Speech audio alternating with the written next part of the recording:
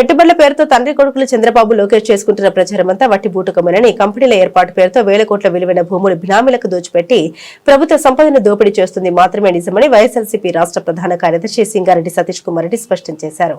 తాడేపల్లిలోని పార్టీ కేంద్ర కార్యాలయంలో ఆయన మీడియాతో మాట్లాడుతూ ఏటా పెట్టుబడుల పేరుతో చంద్రబాబు చేస్తున్న దావోస్ పర్యటనలన్నీ భోగసరి లక్షల కోట్ల ఒప్పందాలు జరిగాయని చెప్పడమే తప్ప వాటిలో కార్యరూపం దాల్చిన వాటి వివరాలు చెప్పే ధైర్యం కూటమి ప్రభుత్వానికి లేదని విమర్శించారు. చంద్రబాబు మాత్రం ఎకరం 99 పైసలకే కట్టబెట్టడం దోపిడీ కాక ఇంకేమిటని ప్రశ్నించారు. దీనిపై జర్నలిస్టు ప్రశ్నిస్తే మా ఇష్టం లేని ఇస్తా అని చెబుతున్న నారా లోకేష్ కి అధికార మదం తెరకెక్కిందని మండిపడ్డారు. ప్రభుత్వ స్థలాలు, ప్రజలకు సంబంధించినటువంటి స్థలాలు కారు చౌకగా ఇచ్చేటువంటి అధికారం నీకు ఎవరిచ్చారు అని చెప్పి నేను అడుగుతున్నాం.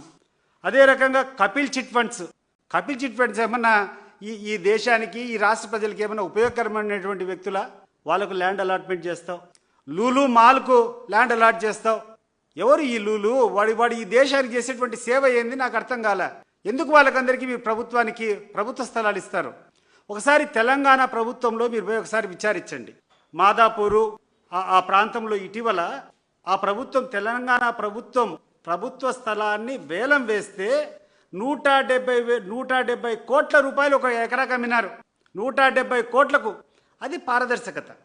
ప్రభుత్వ స్థలం నువ్వు ఎవరికైనా కేటాయించాలనుకుంటే దాన్ని ఓపెన్గా నువ్వు ఆక్షన్కి పిలిచి బిడ్స్ని ఇన్వైట్ చేసి, అయ్యా మేము పలాని కారణంగా ఈ భూమిని మేము ఇవ్వాలనుకుంటున్నాం, పలాని వాళ్ళకు అర్హతుండే వాళ్ళు బిడ్ చేయండి అని చెప్పి పిలిస్తే ఎకరా భూమి 170 కోట్లకు పోయింది హైదరాబాద్లో.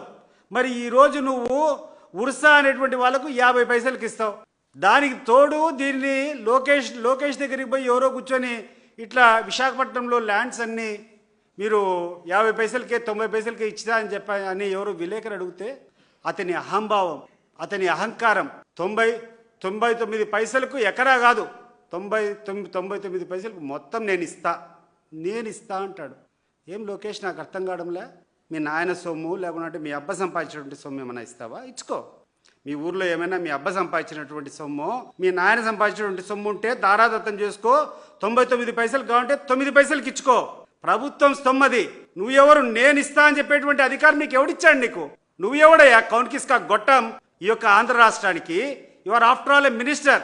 అది ప్రజల యొక్క ఆస్తి. ప్రజల యొక్క ఆస్తి ఏదైనా ఇవ్వాలంటే జవాబుదారీగా నువ్వు కూర్చొని దానికి ఏదైనా ఒక టెండరో లేకుంటే ఒక పారదర్శకంగా దాన్ని పిలిచి దానికి సరైనటువంటి ధర ప్రభుత్వానికి వచ్చే రకంగా నువ్వు తీసుకోవాలి. మీ ఇంట్లో ఒక ప్రైవేట్ కార్యక్రమం జరిగితే, మీ ఇంట్లో ఉన్నటువంటి కుటుంబ సభ్యులంతా ఒక ప్రైవేట్ కార్యక్రమం కోసం సంక్రాంతికి మీ ఊరికి పోతే, సంక్రాంతి చేసుకున్నామని చెప్పి అన్ని దాంట్లో బయటకు వస్తుంది, పేపర్లో వస్తుంది, ప్రెస్లో వస్తుంది.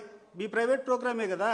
మరి నీ కొడుకులు పాల్గొనేటువంటి ఆటల పోటీలు వస్తాయి, మీరు చేసేటువంటి ప్రైజ్ డిస్ట్రిబ్యూషన్ వస్తుంది, మీరు తినేటువంటి విందు వస్తుంది, మీరు పెద్దలకు ఇచ్చేటువంటి గౌరవం అన్ని పేపర్లో వస్తాయి.